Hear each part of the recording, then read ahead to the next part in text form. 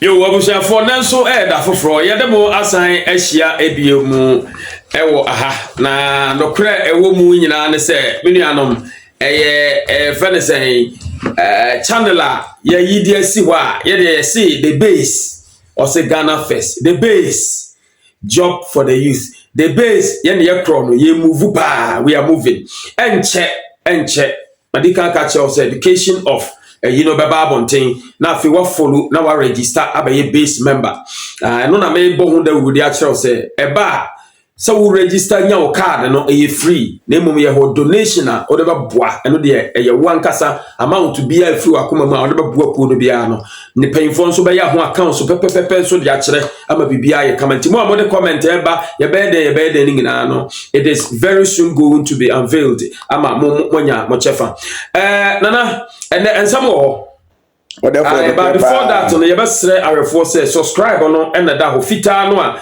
eda tuntum ne so no fa wonsa eboso obi tumi ka say ma hwe video bi na say wo hwe wo de wo subscribe no so na wo notification bell no so ene aye drop na wo so wonsa ye den wonsa ka bibia fa base hu bia no hwe ye nkasa ye nyina ye say ye benya third force e wo Ghana enu ntino story bia ye befa bia no ye lenke no ma hu no say a need for see a benya third force. And until then, Koba ye bedie no.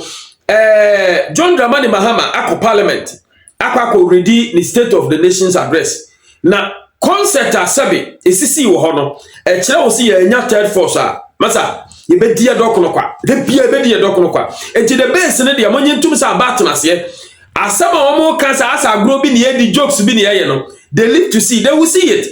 And also e wo ho a ye beka ho asem. Enti papa and that your stories are bre ahwefo kire said the politicians who Ghana for na eno no yadwene ma so because or the senisha MPP atare or she NDC atare eno ti wo ka hwe awonte ase meanwhile no adodo dia ewo amamuo mu nyina no nya bi da eno na say ye ka no kore na ma wani so ye den ate wan no hu ne say samia wuku gina ho no wo kasa emfa ne serious onye serious kapre what I say in team for your reverend so say oso ye sofo pa onyina ho nkeka nsam na wo keka ono ne be reverend na sinchen ye de na man de aba no ni say wo keka sa nsam no kura no ahwa afanyo markings wono nso gina ho ene omomwo abamu akofa efense placasa California tada so say we dwane uhwe mpanyimfo na okawia na afanyo market so aba beka say police any military recruitment and police recruitment no yes sa software no yo aban efense appointee bi ya Mahama appointee bi oyo ba and wo interior ministry ho muntaka side ho ata say ono na kofa sa system no fraud ni ade bi kwaso na wono afanyo no ebe hwe say minority no ebema ni side pano ya jeli no na mse monya normal mo ba mu etie de na etina me tro sesa ya nya Canada Japan Ghana na begu ebepo na fa wonte ho bra na fa yenko aya na ma form nsem ne ba say ya na se mi hiti ana me bo me ho nsem because me timpanifo atem na so obi bia oba challenge me se ma dipani atem enu nti ya no me e come so no me kanyansa kire wo se me kire unyansa se Yesu Kristo e ba wiase no Bible na e kire se abofra me nimpani atem no Bible na asa ka se de kwasia se no yemfa ma no Yesu Kristo wura asore da mu ane emmo bi jimi wo no de na oye o fa ba and what is she wants to move Jimmy? Send name Kazanka Yesu Christo our ball, a wiase, our disable a nipa goom was a Ghana for the goom. Ne bin mania quenas or my company for no Jimmy no, said ne Yesu Christo abba Ghana says ya, Unia, I got him the obey, and Capapa. Papa ba na ya wuro ho obu unso utwa papa na ya nkasanka se no eno no de be hwehwe omutirim saa ma moja nyu agu omutirim samo ye moa twapase ade amudi ni parliament nyansa be ne woni ma mu yim ukokoko fa saa yi pipa kita ya wode kanofori ata etito so se wa gane me na me category F a me te sabe kukuruso boafo me te bayire ntam bodon no saa bi me saa de wa nyansa be na me nyamfa so pen what the mu ye mu be boa me okọ to obi kuma e de na wo munya wo se bi munyimi ya or therefore me kan tiefo de memfa ncham na mo ntema se ze because mpanifo na jimi a obi bia sebe orane Ghana a wo kwanya na obedi Ghana sunya kwanya nko betimi asesa miema e wo Ghana a wa anye no oya boa pa sa nipa na meka na asem wonim nyansa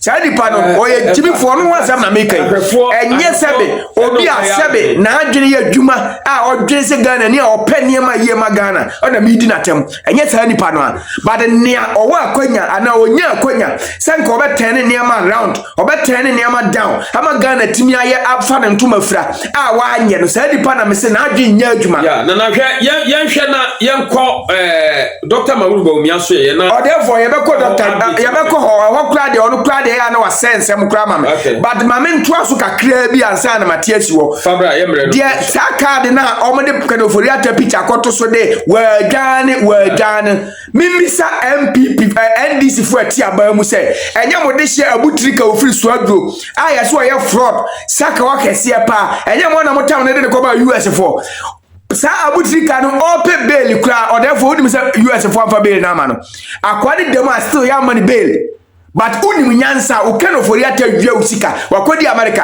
utimi mfa unyansa nkonkogene ma unye jimifo beba unim se broni bi a obe re ye ma no retropa for ofiri Russia no unim se Russia ban ka jense wo mo mra mu de ye mfa ye de hye emrewo se extradition se wo person chese wo be di bonenti ye mfa ne mra ono Russia ban person wo kire se fa evidence e kire se nipa na ye bone na fa send yen ni yempe lawyer wo ho mawo no ni asem no ma afi on se Ghana for ozi yajimi ozi yajimi ase mpanifo ni yajimi empanifo na he di o man so on se mo yajimi eti ye kacha wo se mo yajimi na obi ti ba bi no ye wo kire abutrika ni ye boje so ye ya kire abutrika ya de ne ko ampa o ye odehye wa wi abroni eti ye mfa ne nko na wunyimi ya ade na wo de odehye wo ho ono se ne mra no enche so mfa odehye mra ma te wase wo e na me kire se me no show we so de ya me pese obeye no obema exceptions na wate ase me no wo kasa yi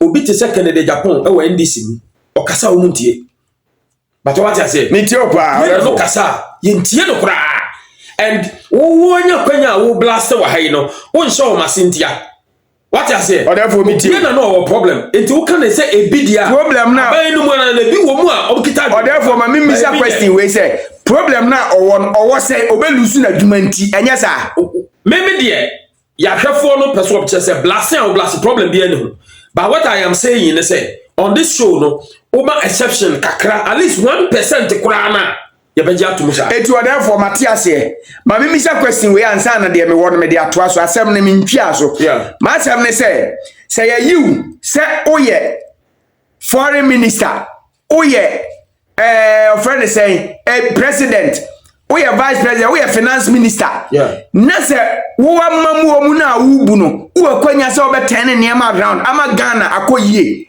na se wa anye saade no a ye bu mwa na ye mfa nka mwa fo de ho ye do beka ho enu nti no sebe de wono no e wa ba mu but onya kwanya a wo betimi de aye bibia no meka so ya boa wo ka ho won ka ho but na make sure say ebi de wo de wo ana so onim nyansa wo ka ho o say wo fa the general na ho na ya na me wo problem it would all ya for my chairman problem ni my chairman so I tell for my chairman na ya na etomu a asem bi dika na nso ye se wo se achi enya wo da ye na nanom abusa abe we na ese yen ye be ya de dai wo se achi nya wo da wa na atafre tawano mame tawano kakra order for Matthias be say NDC mu so obi nso te se Kennedy anka ya tene nka wo obi ani ho ye ka ya tene nka but me point me say ma window bi said a bear obi betimi apa fampo yes o da never say what can dia the point they say so we MPP mu a obi o ye loud o kan okre pa no Kennedy NDC mo ma me ba ko pe ebi ni ba bia wo bat meto assistant ebi ni ho meto assistant na do de pe ya hwefo nti obi wa na koma ni ntimi sa anya hwe ahwefo nya hwe o pe wasem pa baji atum na so wo ye ni general pa na e ha no no problem wo de ye dia ya asem ni bi so ho nso a ahwefo a mo mfa nche me asem ni bi wa o se kira kan na wuyi bi afiri mu so aya na ya so ahu uyi bi firi mu a unhu se ne wo kan kura kosi but wo de enya hwe now yenko Dr. Mahmoud Bawumia so ye na men che ho ra bi se Dr. Mahmoud Bawumia de akwara o se ye funu mu a o keke bi obi bi wa se na wo bai wo tere nka o se a o keke sa akwara na kura ni Dr. Mahmoud Bawumia se o ye trofo ya ontumi medi Ghana so emeboa Ghana man ade ntira meka so ye trofo obi a wo aba mu na aban na ngasa mo hyehyɛ ilevi e dia tsen Ghana fo kun ese Ghana fo emre mo ma adwuma nyeye mo ma Ghana ni bi adwuma nyeye so si ilevi o sende wan si di kura na yate no eti sa nipa we wo san se ma me mra ba mu na me mayi mfiri ho a sabe ubu ye sei kyese ye ne ya danko ene ye wo dadade cha danko dadade what do abamu ana mo di levi aba o se sanfa me bra abamu bi na me meyi levi ni mfro wa adwene no etisai sabe adwene no eye adwuma papa pepe se ne ye kan rational human being adwene ye adwuma sa adwene no eye adwuma sa eye question na ba sa bisa o se betting tax wa gasa wa abamu na mo de betting tax baaye ya wo ye ka se omo a esi ginaye anase omo a yenko cabinet enkosi ginaye a woni nyansani omo na ka hu bia agimi eno de na omo a na gu cabinet ni so nyina no according to na pomu nyina mo agimi yemwa according to but kai of Dr. Mahmoud Bawumia nko na nim nyansa na sa nyansani we ahyemra at the betting tax abetu Ghana for so asan di levi abetu Ghana for so a o se mo nsan fa me mra ba mu biem na me nsan ma yimfiri o se be umodam ba be ye den umodam okay me de manosi pualugu dam fomunyampa ofa fomunye na wo san be ye den da se papa wo de wano asi eno na ya na mabusa se wo wonim se fom nyede a ene na oba abeye den nana ene ye wo video of the day na video of the day no fa Dr. Mahmoud Bawumia na yere eho o kire se Mahmoud Bawumia na ye nyina ye pagya no ena fe de na de ye ne sei ne ye busa wo se ye pagya no na wo se de asembe no kan ye ntia ye pagya no so economic guru bebo yes o ye wizard na otimi ye economic wa wantimi anya no edienti na especial no economic nim o se de wodi ye wunua anya wo de ye de ye wo anya wo de mfa ye wunua se na woni mi sa nyansa we ya ka sa asem ne pa sa nyansa we ya enko obi dan abro san edu nkobu mu nti momo dan na mo si mansion na wo be di vice president ebe ye second lady mo si mansion asi ho no sa mansion na mo si asi ho no eti obi de awiabo yi bi be dwiri ni nyina agu a ebe ye wo de enko obi nkobu mu na ye hwesa video ni mra inti adenti na Bawumia ye nyina ye bono se Bawumia ye nyina ye yi na ye Bawumia ye nyina ye kamfo no adeche a se yasesa yasem dide sa enye ye de ye Bawumia na ye de ye wa enye ode na ade a ompese ye de ye onua no o ye de ye no emfa nye onua the papa so o hwe ne dimi na wodi gira wa ma wo hu se we hypocrite papa we na we second lady timinya enya tumi eche first lady dia ene obeye first lady a ni tumi be buru first lady so eti ni tumi buru first lady so awe hwan onye president no the be oye president yes but the point is say wo hwe lady no wo na wo hwe delegates e boy ensam de maame we yewurade eti anu na sabe me kan se delegate for me ka se bi adwene nya adwuma na bi adwene no sebe krama dwonso na frɛ o ma dwene mu yes ebi na eba e bi adwene no delegate or therefore se matie o onza me no ka se obi koto aba masamira matie o but na opeso oba base matie o pa na eti bi na yes sa nipa no onye free MPP ho ebe kan base no opa na adwene adwuma oye ni papa oye correct but okoso tena MPP ho dia na adwene nya adwuma krama dwonso gu na adwene mu se anu wasi o na anu wasi papa hwasema ma me we kan ni pe boy ensam that's what kan yansasam no wo bu obi dan ago wo esi adan asase ne o ma me asase o sede yi eti de wo de ye nipa no enti we ye de ye we be se bi nipa ni collapse twahwe ye wu ya enkamfa ho o wonye obia onfa ho ni wa se nipa ne ye party financial nipa wo de sika she party ni mu kra pen wo samira na we ukuru bada ben ɛna wankasa bada ben ɛdeɛ ne moma yama MPP party ɛna hefa deɛ na wayɛ nti watime kɔpɛ na MPP si dia ma wu sɛbe ɛnyɛ ebinom yɛ mmoa gu MPP mu anka mu sɛ mo ne hwan yɛ anka mo ba be take bibia ɛwɔ MPP party no that is the issue sani when you tete ho no. That is the video of the day. Now, Nana, you kura no therefore, kura na sebe, ye sukonoma, ye ni mo kura. Afi 2000, ye tuaba. Yeah. Ama MPP, ye tuaba MPP ni sabi na ba mi uru kunu ba mi na mo wifa. Na mo wifa. Ko 4 time na mo wi. Mo asema kwa. Na mo wi. Et winning, ye kwa hwe Gossip 24. In fact, na yi bi a wo ye no, ye ni agye ho credit to him. Na yenkonko hwe eniema esisi wo ho no yentimi mfa the whole ayini nyina ba eniema esisi wo ho friends yenua no eye ho ayi no ye wasem ka wo ho na mo ye mahwefo hwe wi a yeso yente ho no ne ye de aye ne ye de aba yenkonko hwe mra omo se tuntum na majority ne so ebi mo se white ebi mo se cream ebi mo se green brown and black and ye omo de afafa na omo te majority no na minority no omo se tuntum no omo ba no na store bia ngom kom omba in fact bibia ka mo hu se bibia egitomo de obo wan se obia no wetutu ntuma obi so na o hye suit obia na o hye kabade slate but ni na aye black His Excellency John Dramani Mahama statistical state of the nation's address na ko enim kakra no na me wan se store aba me double kom na afa die unim store ade omode graduation budi gom kom na afa die omode e fa ni se koko aba me to na me se ta me no me che yes koko 50,000 Ghanaians. Mr. Speaker, this is the first nationwide financing mechanism. So in the kaka ono and the Excellency John Dramani Mahama e ma address na no see ya pe and the majority no sorry here oba ye meaning say inipa no page anyom say tenor o say auto and o page anyom na o ma so na the o to nyom. And so ladies and gentlemen, passengers, fasten your seat belts. I thank you for your attention.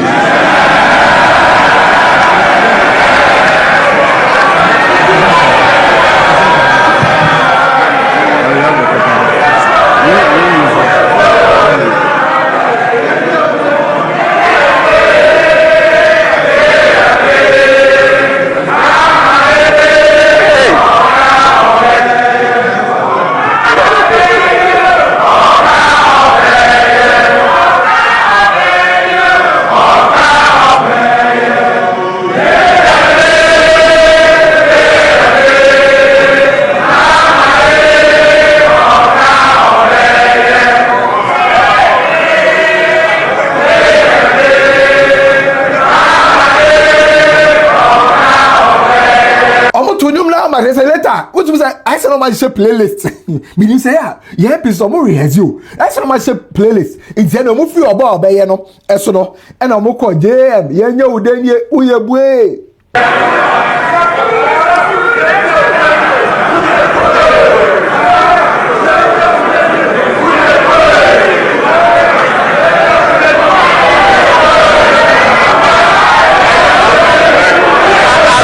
There's a one with speak ahead drama na ekosora na o so sere kwan so okọ washroom egogugu okakwa ya nuye kakra washroom but I had to go to the washroom.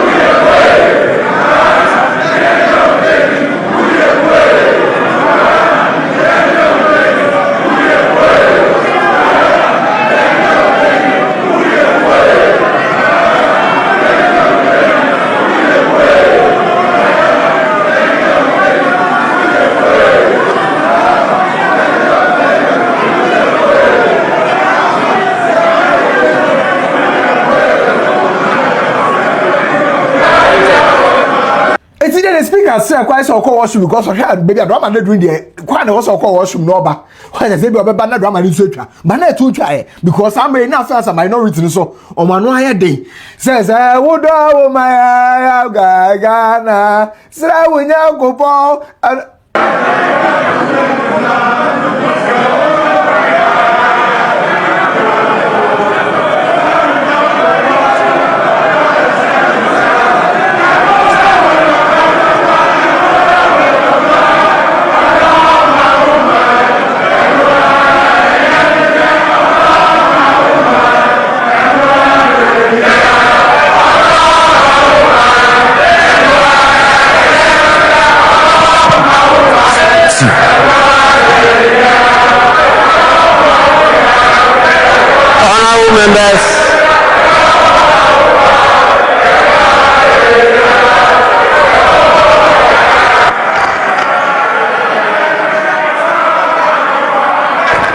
na koko di ehimo na koko no di ehim ene de omo switch here e be so ma no get on playlist ene omo switch here e ko ene da ho no eno na da ho no ya ka so beti so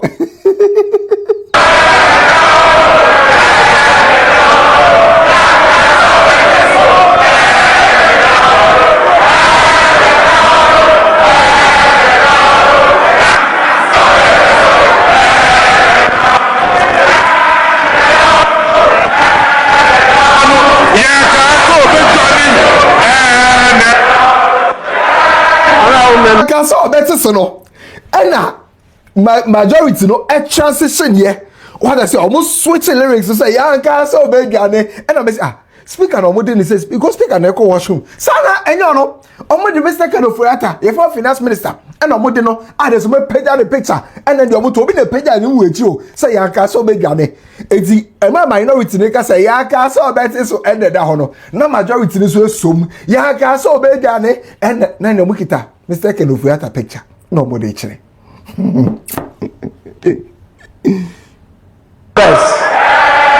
honorable members.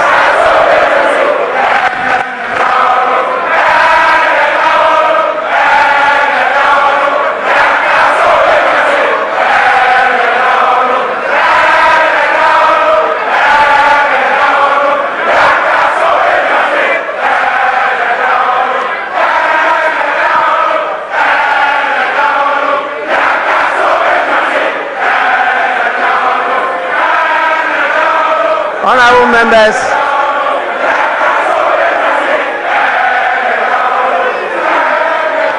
honorable members,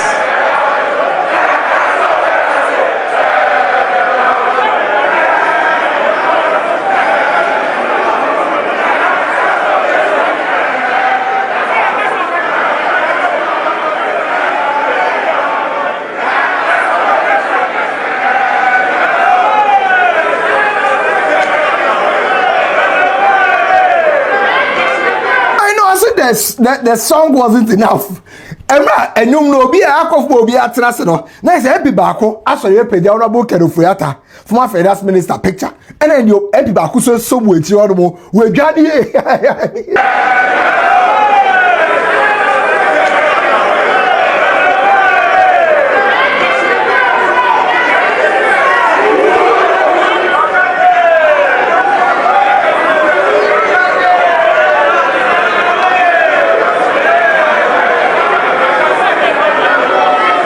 honorable members, please. Tell me, drama we in see now. It do so say leaders no of the house no ebe kasa. And a minority leader honorable as in the free market kasa. No kasa no two bomb and the two mu say hey. No what say I say obi edwane. Omuni said there is a scandal looming with respect to security service some recruitment no. And no board company BD. It's a company or say TribeNet. Now me go look up TribeNet no, right? Now apparently TribeNet and we are responsible for platform now. Would they apply so by joining police immigration here then I'm for the CSEP sub platform no TribeNet for and a developer here they say Ministry of Interior no and incubating TribeNet for a system no for recruitment into the various security services and honorable Alexander Freeman can say recruitments can be koso na enche beba bontin na oba krona oye government appointee. And I say wait a minute. Electricity tariffs have skyrocketed and Ghanaians cannot afford electricity.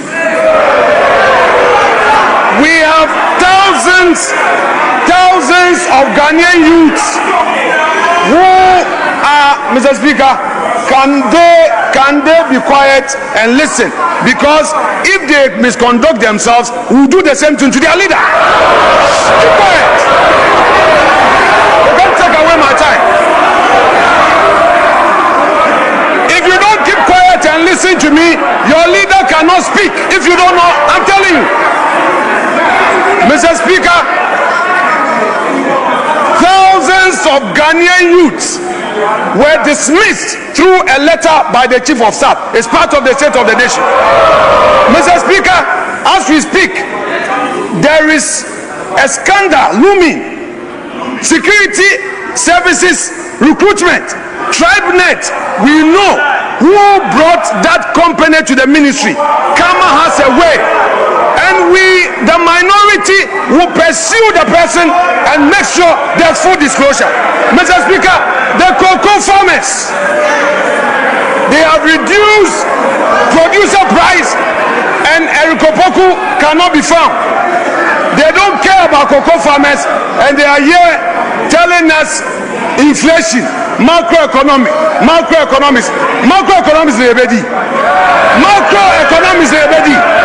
Mr. Speaker, Galamsey continues. Ghanaians continue to suffer under this Galamsey hardship, and we expect concrete action to be taken on Galamsey. Mr. Speaker, to conclude, our elders say, give credit where credit is due. Mr. President is telling us today that some gains have been made. Those gains through this gold for reserve. Mr. Speaker, the gold for reserve policy, what they have failed to tell Ghanaians is that the Bawumia that they attack, Mr. Speaker, the Bawumia that they attack, the Bawumia that you attack is the brainchild of this policy. Mr. Speaker, I would want to urge the government, give to Bawumia what belongs to Bawumia.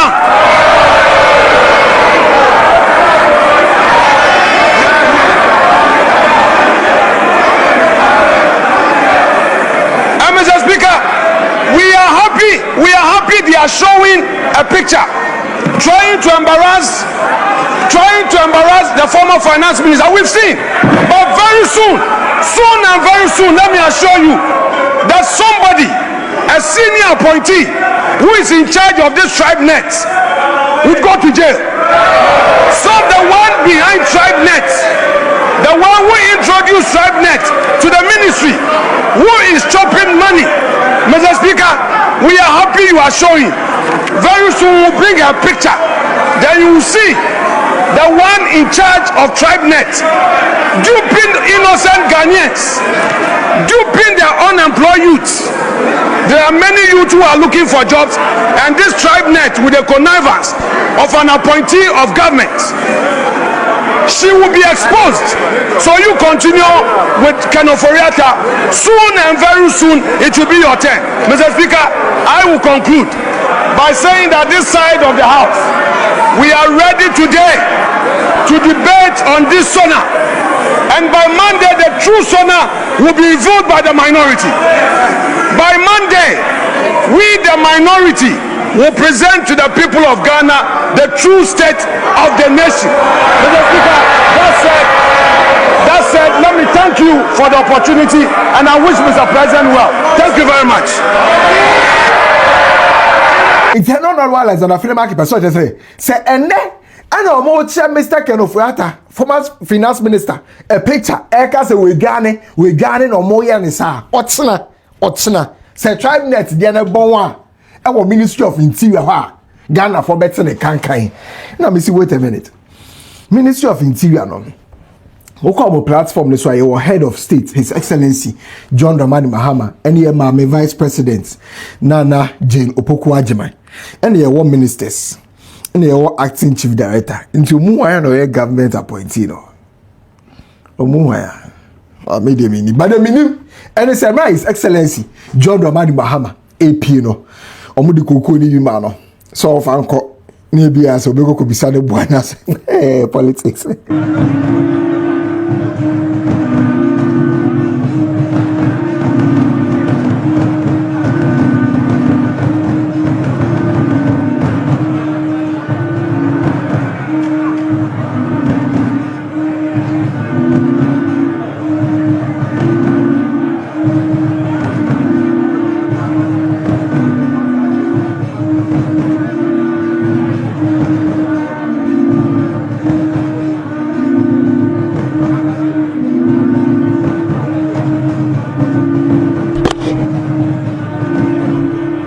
level, can me?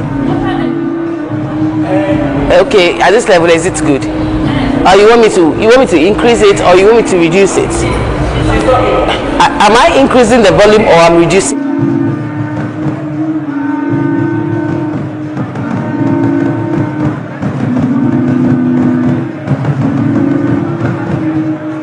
Eti nana se wo hwe se de concert no a wo mo ye wo ho no a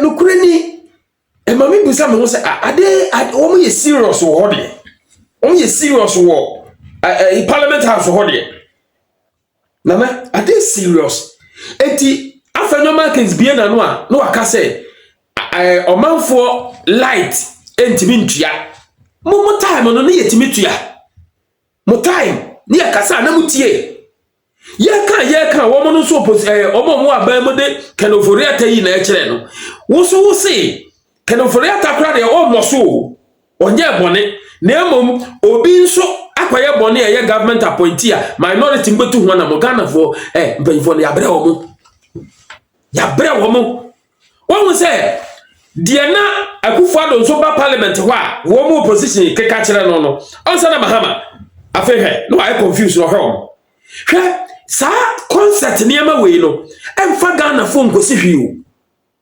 concert we do ho aye ne ho on sa fanyo market ka say economic indicators no o say no ne ebedi ana eno ne ebedi etina ba omie ka say exchange rate ne ho ahwan na no mo bomb ho asafo he ne that time no ne ebusa mo say no ne yedi ana eti third force ne de hwe ye besrebo wo beti yanka bia so anto bu asie ntie yen ya ohu ye nyansa sami sesebe ensem hunu ne yakeka because the omu ye ho back forth we can we no we aka we o wa ban mu de o defend o ko position enye ento bon se de bia ne Ghana ye kwaye ni baako ni abaye chi be 10 na we de maba ne yakwaye ni baako ni abaye chi be 10 se wotie de omu ye ya ne wo hwe de omu ye ya no mabusa se nyansa se ban gumu wo parliament wone sen nana fa wo de ebra na fe ye be videos bi a reactions bi a MPP fo ni bi ye ni ehwe ne omo kan se ya nhwe ni antai base achi ni amaka Canada Japan anyi ne tia no kure ni Ghana no bono simple youth unemployment ade a koso Akufo-Addo time the same thing momo bae the same thing Mahama bae asamo beka se bi nyanse wo mu pa wodi bia nyuma ma youth aye no wo hefa because na se wonya dwuma ya ubejai akwakodi party bi achi unkokoye to asoma me meda so therefore se sia de nyame anim no kure de me hwe video we na me hwe de ne ma ekona de me hya se afri ne se oman bia wo ye serious wo develop bia no Parliament House omomfa nyi agrokra Parliament House eye house bia bo man na chi dom eno na de oman ne ko nanim eno na ema oman no etumpon eno na de oman na duru ne developed country na waduru na mi gina we so eka se Ghana Parliament useless therefore ti sia me no ka sei reho Ghana Parliament useless e de enti na me kasa yes John Mahama akogina ho kasa 2.5 hours nyansa sem bia nim according to team Fodwo was in team Fodwo ana say say nya team Fodwo nso asebe onfa nche me nya ayo no obi foforo nya bia nya team Fodwo e obi foforo but MPP for no opposition party for no say John Mahama kasa obekasa ni 2.5 hours ni nyina useless nyansa bia nim na mi bisa question say nyansa bia ni sa abana ana ntronsem na John Mahama ka dia wo majority na wo parliament na ukita kenoforiata picture say wajane yanka so obegane wo nyansa ben na sebe o dan na di wo parliament ho na masan ba bisa MPP for nyansa ben pa ne wo kokko a wo kotam de ko parliament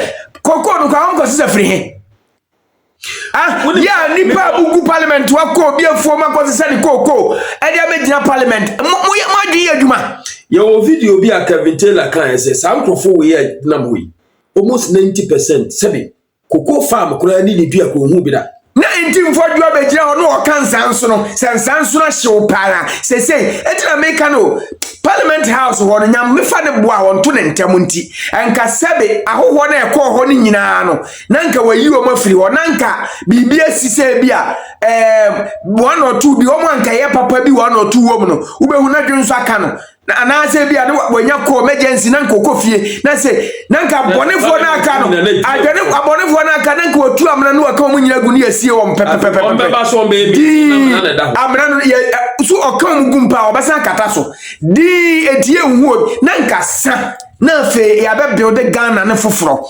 efise sebe mpanifo ne ahwefo manimu a anyansafo a egu parliament no bebrenu no agimi dodo ene omo parliament wo enu nti na bamba ben otesuru wodi no hwe sebe jimi a Parliament House wa koso no a o si ogidisi ye hia third force yeah ogidisi ye hia third force enu nti na make acha atiefo se me se me Canada Japan of which an adwin yam adwinti se me Canada Japan na 2028 mi so awie pe Parliament House me lokuno for full 2 years. Omonko farming. Omonko. Me local Parliament House full 2 years. Omonko into farm. Now fe me local 2 years ma bojuma correct ma Ghana for who say Ghana Parliament useless. Or therefore me the manuasi. Okay, inti hono na ye kan e dia besi su dia say reactions bi a ye intim fojo ene same awuku e de ba ye pese e de kira hwefo ne ye ba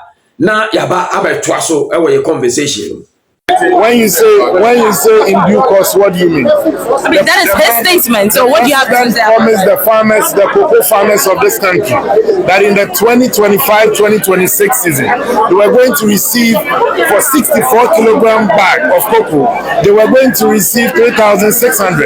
The president, without consulting the farmers, decided to shortchange them. It's also important to also note that the president today, I am surprised, and clearly I am, and I'm going to tell you. The president is saying that they have employed 1 million Ghanaians.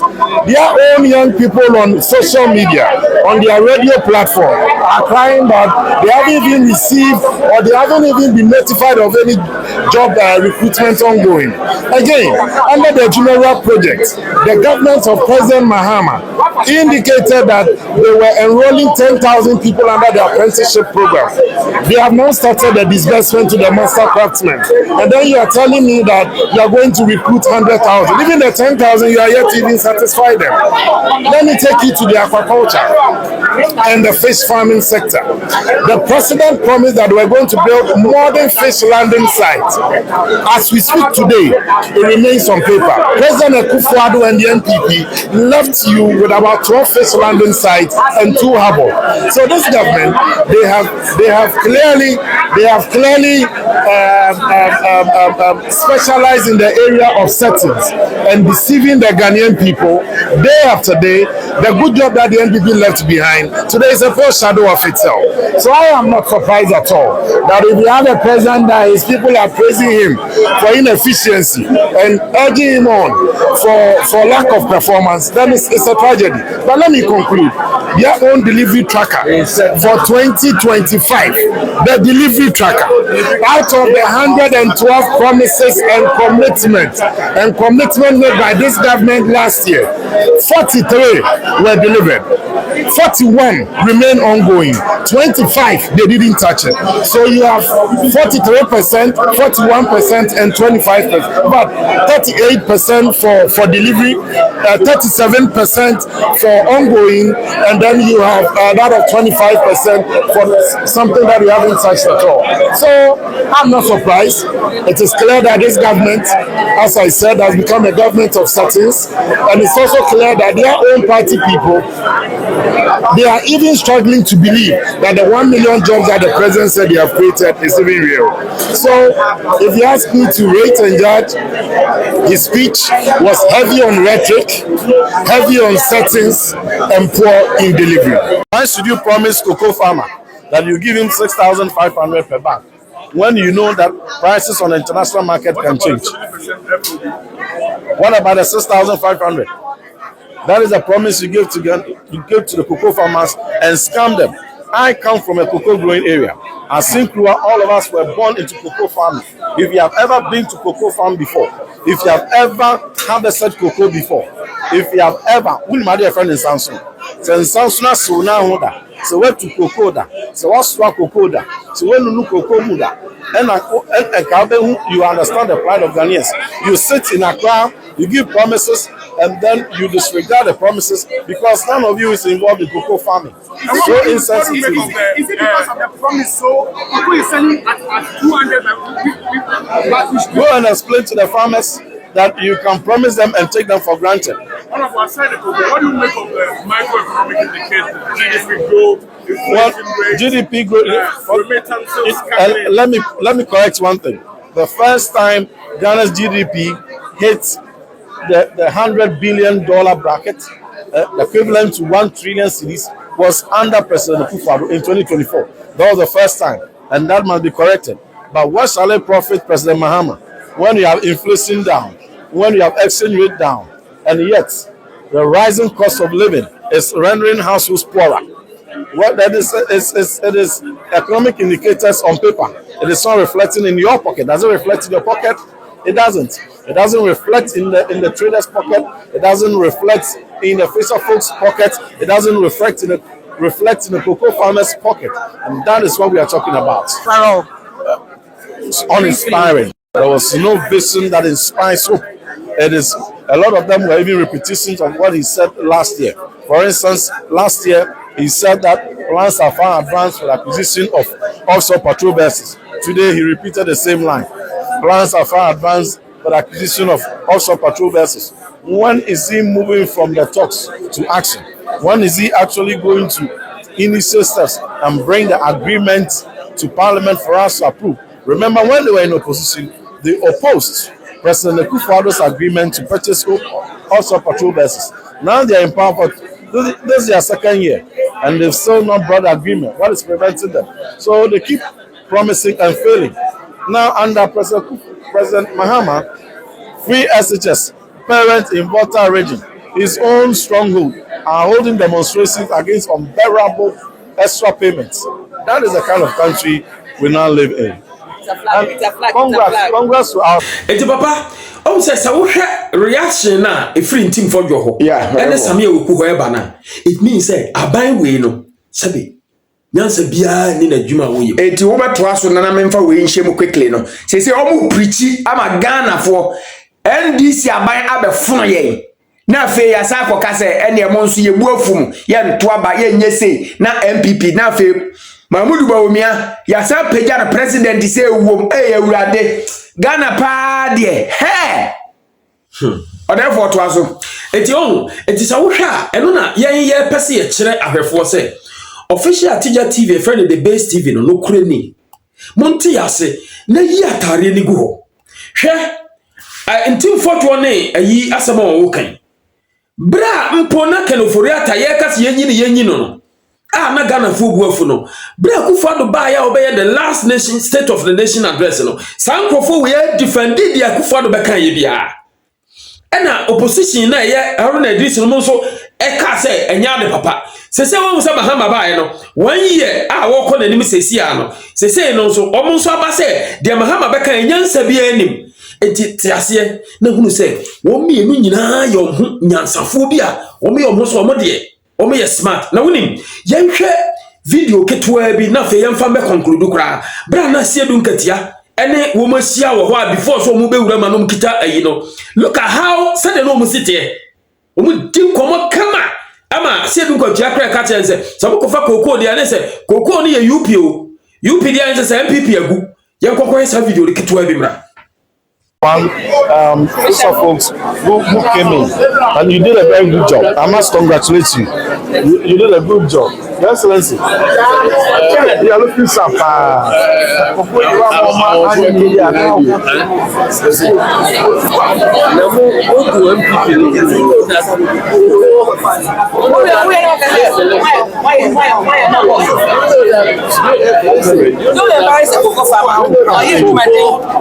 Cocoa is the symbol of UP, and there's UP in town, and you are showing cocoa. You are more Tinana ehona hunu se nkrofo no faye se de hunu wo mo faye se ye jimfo eti se wo amfa ho adwen a na wo ye ho se wo ne fans media fo bi a ya hyehyɛ o ma chie tuetu sika mo third force enye ye wo de se ne ye the registration ne betudwa na fe mo ambo hu ni pa e beba so genuine people from Brochire ne Ghana ah wo pese yenya third force you see chese ye tue sika be register makano chese me no ka se MPP for no ehu ne se ye mfa koko nko parliament ne ye demonstrating because ye your friend say ye demonstration amfa inti ye mfa nko parliament ne ye nkonko demonstration afa de Ghana for nya be hu say yes I do Ghana for mo no Ghana for hui mo ye nipa bone for MPP for moye worse than Abambia Waba MPP force I current MPP for more way MPP led by Dr. Babu Bawumia moye for atese mo kra de sebe ebinum poninti ebinum enipa pon se na ebinum adwen poninti se sa MPP party we pass o mabenti Ghana so de se ka base a madia anka meka se masa me hu de na se base ama enka be hani papa because enka me hu de meka enka meka se obi anfa de kokromoti enhye de botom kotena fie ai ka de meka no if se ukoto abama NDC no no nso be I scratch my back say ene se be mfaso ni so se wo ye Ghana ni na wo kra wo be koto aba mfaso de enka me tu chama Jehovah Witness for true na ye na hwefo ase na ye nka nkire obo se de ye di babia no tie na hwe na sesa wadwene wo de ye neutral person third force no me ko third force no se maje card ama third force kura na oyensem hunu ameka ho asem na ekoya miensa na ohun na ye strong miensa wo ba mu obey study because edania ansa na obeba no na o fraud better na kura na wu what I say no de ne boni ewu yes we de ye anada ne se hu de wunim ma MPP for NDC for mess up na MPP bra MPP so enye o demonstration woman do nyina say opposition ye be side ya ba be sababa de etimi aba sabe nyansante etimi aba ontumi nya ade bia monumental kire say nipa nya djuma ye me say Ghana for mu ntie me abra John Mama ebe fira ban mu no obedu 2028 no na John Mama ede na NDC ade obetimi aka ne say dollar ba fom sebe muadi we dollar ba fom ye tie Brochire no ye hu ne say dollar na ba fom kwa so obi ani so because se sika me de ko Ghana no sika me sende e de ko Ghana eswate ba aduma ye na etimi nye sa aduma no eti dollar me swate no wo ka kire me ameme nyansade be ne wom ye beda wase ahwefo madaroma subscribe no na da ho no black no fita na da ho fa nsaboso na ye me ye busua ye be koso edi nkoba ye be san hye bi